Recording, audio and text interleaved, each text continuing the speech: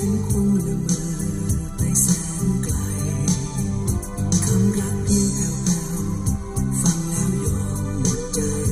เห็นฟ้าดินใดๆไปทั้งวันเอ่ยคำรักกัน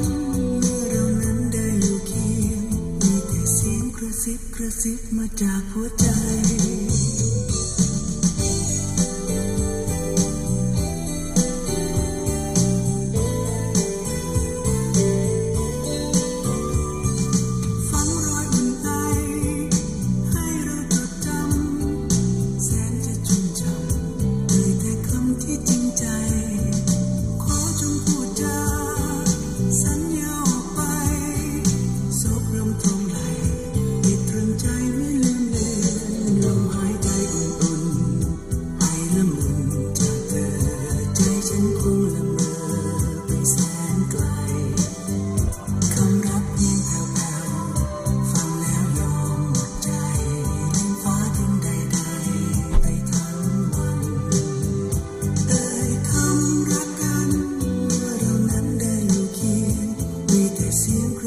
กระซิบมาจากหัวใจ